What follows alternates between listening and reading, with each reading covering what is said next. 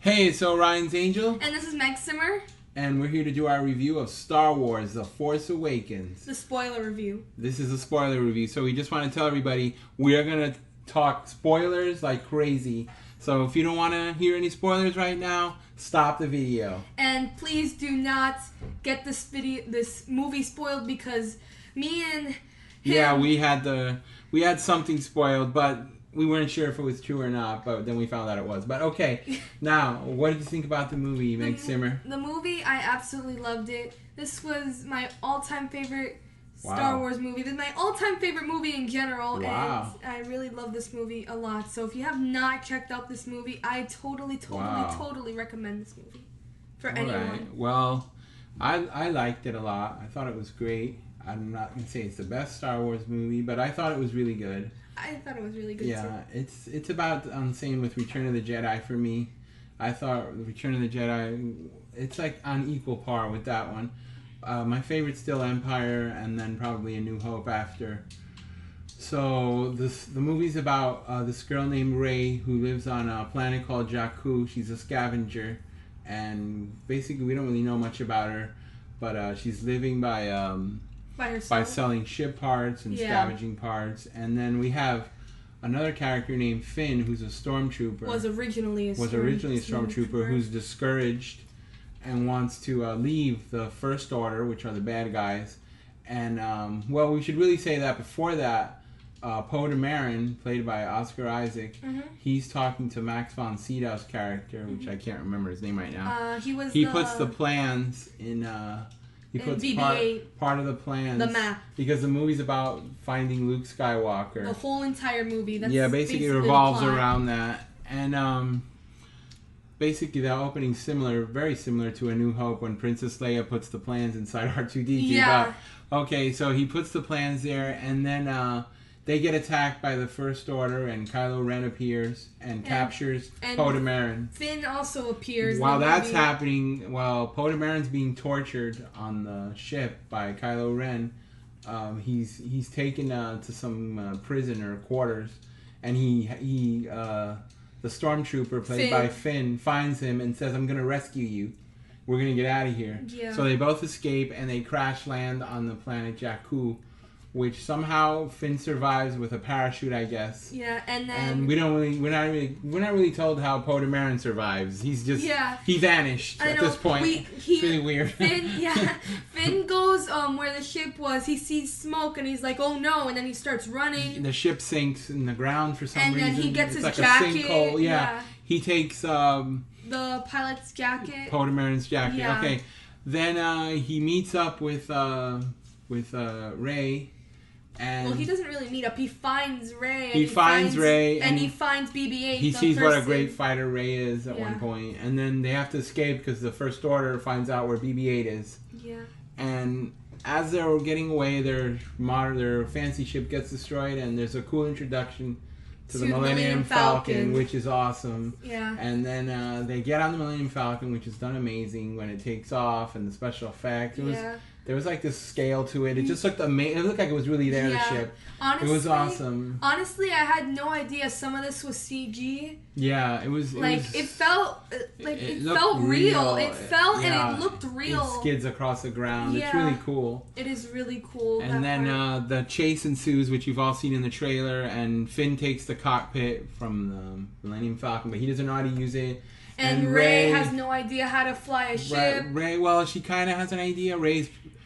Rey is kind of confident and leading on, and Finn is more of I don't know if he's a coward, but he doesn't really know what he's doing a lot of the time. And he's the kind that tries to act cool. He tries, but he fails miserably.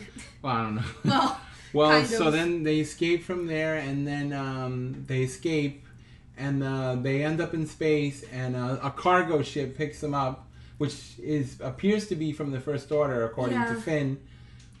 So they get in there and they think stormtroopers are going to board the ship. So they hide. But Han Solo and Chewbacca board the ship. Surprise! Yeah. It's a great introduction. And then Han Solo gets aboard the Millennium Falcon and he says the famous line, "Chewie, we're home." Yeah, and then Chewie hears then they find noises out that in the bottom. that they're hiding there. And then then pirates board the ship who have been looking for Han Solo. And that owe him money. Right, and these giant CG aliens attack, which, I mean, they're CG, but it was still pretty cool. Yeah. And it was cool to see Han Solo in this situation with smugglers and stuff. It would be something that would happen to Han Solo, and I thought that was really cool. The part that I kind of like, I don't understand how Han Solo got away from these things, like when he was running. Well, yeah. Yeah, like because he's like 73 years old, and he's running away from these CG creatures, which I look like they're moving at like 100 miles per hour. So how but this old man is outrunning them. But that's just a little. What are you gonna do? It's cool how he picks one of those. Still was a good He picks part. up one of those guards and throws them into them the creature. I thought that was cool. It was really cool. Yeah, and then so they ask him if he knows Luke Skywalker, and he says, "I know him." And then he tells them that the Force is all real, and now he believes in the Force, which he used to not believe in it in the last movies. And then he was like, "I've been through it all." From what's happening from there? From there they go to that green planet. He's gonna meet Han's old friend Maz. I don't know her actually. In the bar scene that they said, like the kind of like it's a cool bar. There's a lot of practical effects, very little CG. And then some people there were like, they're here, like some people. And the cool robot. There's a cool little robot in the bar. I don't know if you noticed that reports them. Oh yeah. And if you notice, his mouth is done with like a 1940s microphone. I think I don't know. It was really cool. He goes. Something like that. It was really cool, and it was so Star Wars-ish. That would be the best way to say it. Yeah, and then this woman also reported saying that, warning the First Order that they're here. Right, there was a cool chick that tells them that. Yeah, and then she was like she looked like she came out of a deck of cards. Yeah, I don't know, she looked cool though. And then Maz, I thought Maz was done good, even though she was CG. I thought that was cool. I knew she was CG, but I actually liked how she was made, and she looked realistic enough, right? Yeah, I felt the guy Snoke, the main villain. We forgot. There's like a main villain. At first, he looks like a giant. Yeah. He's not a giant. It's a hologram. Yeah. Which makes us think maybe he's really short and he's trying to make up for it in this hologram. But he didn't look that great. He's done by Andy Serkis, who does Gollum in Lord of the Rings. That guy. With the apes too. Yeah. He was also in that game Enslaved. Enslaved, yeah, he did the monkey character. Yeah, it looked, I don't know, it looked almost like something from the prequels. Yeah. So it looked alright, but I don't know, maybe it'll look better in the next movie. That was the only CG I had a problem with in the whole movie, maybe. Me too. It was. So anyway, in the bar, Finn tells Rey that he finally confesses that he's really working for the First Order, and that he was running away this whole time. Yeah, sometimes I say New Order. I hope I didn't say New Order earlier. I mean First Order if I did. Yeah. But anyway, then he says goodbye to Rey. And then Rey goes down. Rey feels that something is calling to her. Her younger voice, when she hears like something crying, a girl. Something is crying to her, and then it turns out it's Luke Skywalker's lightsaber, the one he lost in Empire Strikes Back. And then she opens it. He has a flashback where she sees the Knights of Ren taking over Luke Skywalker's new Jedi temple.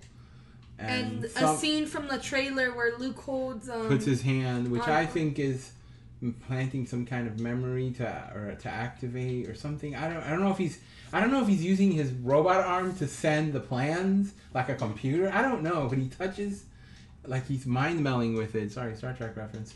Like he's touching it, and then I don't know I don't know what that means when he touches R2-D2, but it's cool. And then they show a flashback of her being left on Jakku. Yeah, when she was young. I assume it's Luke's daughter, and he's leaving her because to keep her safe, similar to how they kept Luke safe in the first movie for Star Wars. I don't know. So what happens after that?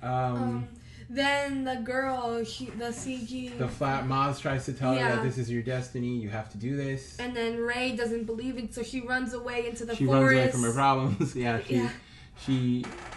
And then meanwhile we go back to that planet where they're planning out how they're going to destroy it. Well, there's a part where Starkiller Base destroys 4 planets at the same time. Right. And then they attack the planet they're on. Right? Well, yeah, they attack the planet. But first, they attack the planet. I think we're getting off track now. Wait, you destroy the 4 planets. They attack there. There's a speech that blonde-haired character Hutch makes. Yeah. He sounds like a Nazi. They make this incredible speech, which is epic, and then they do that incredible launch of the it's like the Death Star, the Starkiller base. Oh. It destroys 4 planets. One looks like Coruscant, but I heard it's not.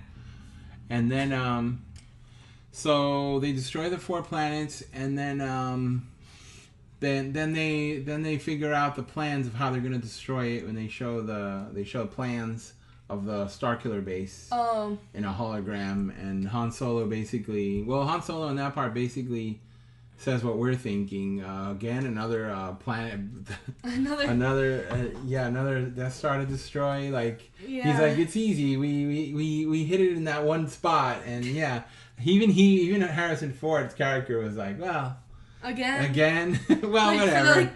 So anyway, they after that, Finn decides that he's gonna go to the planet, and Han Solo's like, I like this guy. Yeah, I like this guy because he's determined. He knows. He knows the plans, and he worked there. But then there's this funny scene where they get there, and he goes, Han's like, well, how do you disable the what reactor? Was your job? The job, and he goes, sanitation, which is the bathroom. Yeah, and we all started laughing, and he goes, what? He's like sanitation. So he's like, you don't know how to disable? He goes, and he's like, no, I went for Rey. Goes, everybody's counting on you, the whole galaxy. He's like, we'll figure it out. We'll figure it out. I came for Rey. Yeah. So they so then they go inside, and Finn is actually almost doesn't give a crap about that. He just wants to save Rey. So when they get there, they find out that Rey actually has already escaped, and that there's a cool scene where Han tries to tell Finn, look behind you by nodding, and Finn is like, why are you doing that with your head? Why are you doing that? And he's like, that sounds look. like something I do though. Yeah. He's like, look, and there's a cool scene where Rey is climbing the sides of like this whole chasm. It's incredible inside the base. And then it goes to Rey coming. They run into Rey, and Rey almost shoots them. They run Rey into each other. Kills Finn. And Rey and Finn hug, which is a cool. I said hug. There's a cool part where and they then hug. Han Solo was like, save the hugging there's for later. There's a lot of Han Solo eye rolling in this movie, which is typical of Han Solo. Yeah, give me a break. Oh my god. Like, I'm over this. Yeah. So at that point, Kylo Ren is crossing a bridge. Well, first Han and Chewie set charges. They set bombs. Then he notices Kylo, and Han's like, "This is my chance to get our son back." We should have mentioned that Kylo Ren is the son of Han Solo and Princess Leia, or General Leia. Yeah, we should have mentioned that early on, but okay. Yeah. So they go on the bridge, and he yells Ben! Ben! Ben! Which is obviously named after Ben Kenobi.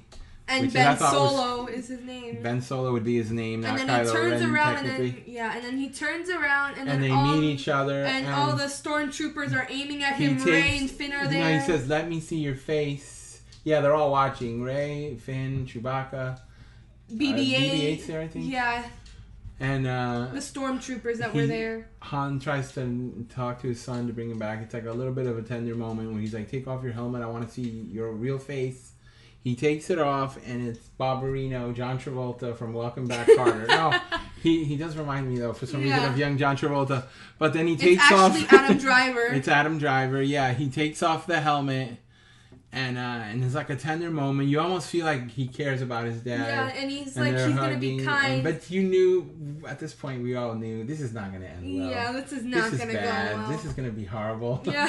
So Kylo Ren's like, here, take my lightsaber.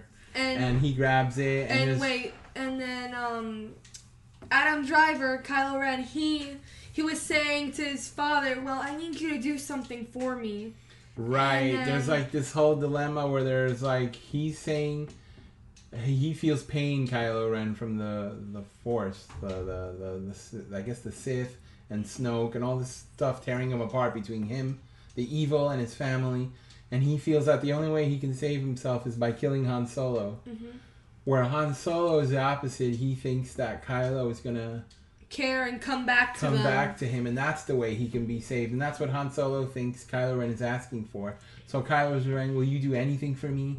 And Han Solo's like, I'll do anything for you. Which Kylo Ren takes it as, oh, then you'll die for me.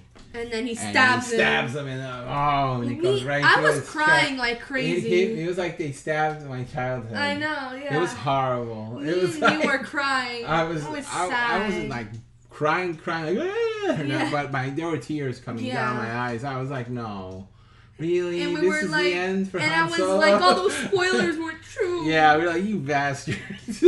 Hey, so, quick. it's really, the face on Harrison Ford, he did it good. He was really, like... It was believable. It hurt because I just kept thinking of all the stuff Han Solo's done. And poor Chewie. Yeah, and Chewie lets out a roar that just hits you right. I want to say hits you in the gut, but that's where they hit Han Solo. but it's like a pun. But but it was, oh man. So then... And they made sure he was dead by putting him like... His body falls down this deep hole. Yeah, he's not going to live. I also wanted to say, you could tell that this is not going to end well if they're going in like a super small bridge. Come on. So then Chewbacca goes in rage mode. And he starts killing everybody, not missing one stormtrooper. And Rey, he lets all the charges killing everyone. Yeah, and Rey, and they also screamed when Han Solo. I cared more about Chewie's reaction because he knew him the longest. I felt bad for Chewbacca. And then as soon as Chewie left the area, he presses like the button to set off the bombs. Yeah, at this point, I almost wanted Chewbacca to die, just so he wouldn't have to live with the loss of Han Solo. Yeah. But I was like, well, no. And then somehow they meet in the ships are now attacking the planet and destroying it like crazy. The X-Wings, which is really cool to see X-Wings again. And also Leia felt it when he was dead. Leia felt when General Leia felt when, oh man, that was that was similar to when Yoda felt all the Jedi dying, although not even close to the emotion. I know, but and Luke, it was much more emotional here when General Leia was like, oh man, that hurt so much. Yeah, and then Luke, he probably felt it. We don't know, but because he feels what his sister feels, and so what happens after that? Oh, then they meet up with Kylo Ren, Finn, and Daisy Ridley or Rey. He throws Rey through the air. I guess he doesn't knock her out, but he knocks her down. But can we say how incredibly powerful Kylo Ren is with the Force in this? Oh, yeah. He stops lasers in mid-shooting. Yeah. That was in the beginning, He controls Rey. He makes her, like, move. Oh, there was a funny scene also we forgot about Rey, where she uses the Force to convince a stormtrooper. Oh, yeah. Which is played by Daniel Craig from James Bond. Mm-hmm. I heard, anyway. And then she was like, she used her power. And she tells him, drop the blaster. And he drops it, right? And he's like, I'm going to drop the blaster. Yeah, I'm going to drop. So, we're now sidetracking, we're going back. But, so they fight in the forest, and Finn tries to use the lightsaber, but he's not really good. He's not really good, and then he gets his whole back. Yeah, he gets cut or knocked out. And then he uses the hilts. The things on the side of burn shoulder. Finn. You're like, oh, that's what they use it for. Yeah. And he's like, ah! And then, so after that, because before that, Finn threw the lightsaber, or somebody threw Kylo Ren, when he was hitting him with the lightsaber went flying. Obviously not very trained, very good. Yeah, and then it fell in the snow, and it's being picked up, or something. By Kylo Ren. You think Kylo Ren's picking it up, and I thought for sure it was Luke Skywalker was about to pick it up. I was like, oh my god, this is where Luke Skywalker appears. Holy crap. They're going to fight, or he's going to, like, destroy Kylo Ren so easily. But no, it flies through the air, and it misses. Kylo Ren has to get out of the way because he's not the one grabbing it. Yeah, and he's going to get hit by Rey grabs it. And then that's when you hear Luke's music, and it's absolutely unbelievable. Where it goes, da-da, da-da-da-da-da, da-da-da-da-da-da-da-da. I'm like, oh, wow. And it's like, that was so emotional. Yeah. And then they fight, and Rey basically kicks Kylo Ren's ass. Yeah, basically. She, like, totally owns him. She's a badass. Yeah, and then she knocks the crap out of him. He falls, and then she goes back to Finn because it's starting to break the whole the whole area. Planet's being destroyed. Yeah, which we've never seen in a Star Wars movie where a whole planet is being starting to be destroyed, crumbling, which we've seen in movies before, but not in Star Wars. And then the chasm opens. It separates Finn Rey and Kylo Ren. It separates them almost like a symbolic symbol of their how they're so apart, but yet they're linked somehow. I don't know. It was cool. And then she goes back to Finn, and Finn is her. And then that part in the trailer that we saw, we thought Chewie was dead and that she was there. Yeah, it wasn't Chewie. It wasn't Chewie. And then the Millennium Falcon comes. And he's alone, Chewbacca. And I thought that was really sad. I thought that was sad to see him. No more co-pilot. He was alone. That was really sad. And he rescues Rey and Finn, and then they leave and they go back to that planet. And then I wish I knew the name of that planet, but yeah, they go back to that other planet. And then there's like not a celebration, but Leia hugs Rey, and they seem to know each other, and you hear the Han and Leia theme. I don't know.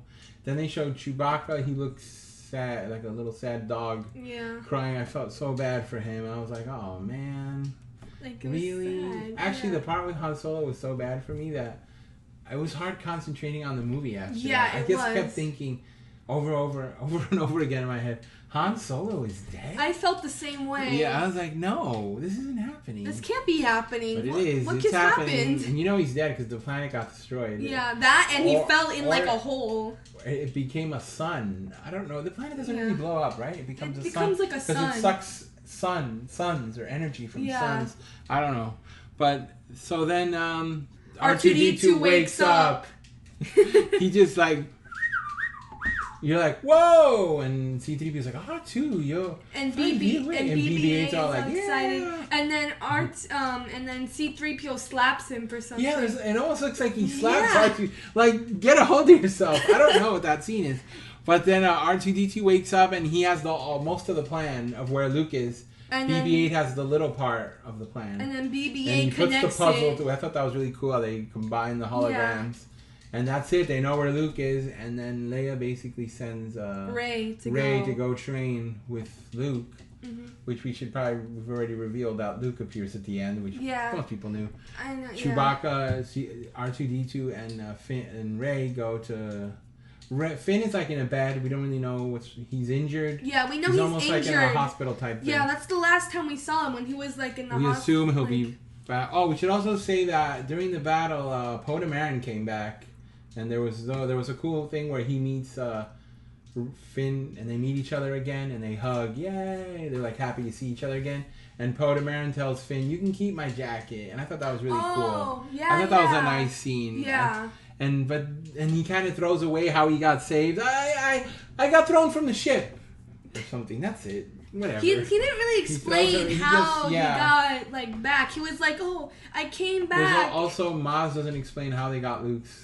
She says She said that's for another time. That's for another time. I think that's going to go in the next episode. We're starting to sidetrack again. Yeah. But yeah, so they get to the island and Rey goes up by herself. She's wearing like this cool new costume, which is for a new action figure. Probably. Obviously. So she's walking up the stairs, not rock stairs. It's like an island floor. She gets to the top, and I don't know if that's a real place or they built that for the movie. It's cool though. And she gets to the top, and somebody's turned around with the hood. Like it's like what color would you say the hood was? It was like gray. It was like the same color of her outfit, except a little probably. I don't know. So he slowly turns around, and you're like, oh, he revealed, and it's Oliver Reed from Gladiator. No, it's actually Mark Hamilton. No, it looks like Oliver. No, it's old Mark Hamill, and you're like, wow, oh my God, it's big. And that was a great moment because after what happened to Han, and it was good to see Luke again. Yeah. Almost like saying, well, some of Star Wars is still alive that I love. I know. I think I said Mark Hamilton by accident. Oh well. Well, don't worry, Mark Hamill. So we can. Yeah. So. She sees him and she takes out his lightsaber and gives it to him. He kind of looks surprised to see it. Yeah, and then I knew like at this point I'm like, the camera starts to pan around, and I knew at this point I'm like, is the movie gonna end here because it's taking way too long to get the lightsaber? No, they do a crane shot of going around where she's handing him. Yeah. So and then it ends. Da, da, da, da, and then I was like, oh man, now I have to wait a year. I also want to say if anyone was excited to see Captain Phasma in this movie. She's barely in it. Yeah, like, there's some scenes, like, in the beginning, you'll see her. A little bit, yeah. And then, like, near the end, you'll kind of see her, too. Yeah, they put her in a trash compactor, which is a callback to the first movie where Han Solo says, does this place have a trash compactor? and they put her in there. And so Gwendolyn Christie barely has anything to do in this movie. So yeah, she was really like her character. We don't even know if she lives or dies. Yeah, in this movie. So will she be back? We don't know. So okay, yeah. So that's her character. So overall, it was a really good movie. There's one little part. We can see how cute BB-8 was. BB-8 was awesome. He was.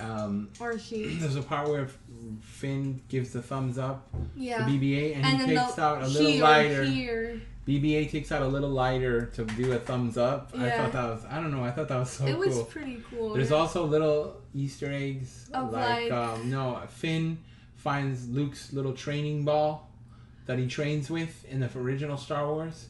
It's a ball that floats. Yeah. He finds it, Finn. He takes it out of something and he just throws it. Oh wait, the chess game, that alien chess game comes on. I thought that was cool. And then the masks from Empire Strikes Back are seen when they go inside the creature, inside the planet. And then Daisy Ridley, when she got the lightsaber, one of the flashbacks is you hear Alec Guinness, the actor who played Obi-Wan, say Rey, which I heard they took from another movie where he actually said the word Rey. Really? Yeah, that's what I heard. Yeah, and they actually got Ewan McGregor, who played the young Obi-Wan Kenobi, to say a line of "Don't be afraid" or something to Rey. Supposedly you can hear that. I have to hear it again. I don't know. It's hard to hear. I don't know if you hear Yoda or any other voices. It's interesting, like the stuff they put in there.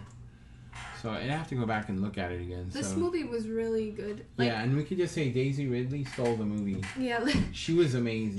She was so for her excited, first movie, charismatic, animated. She was really into it. She was having fun, and that's what I think Star Wars is all about. Yeah. Having fun. Everybody was having fun in this movie. For her first movie, this was absolutely amazing. She hit it out of the park. Yeah.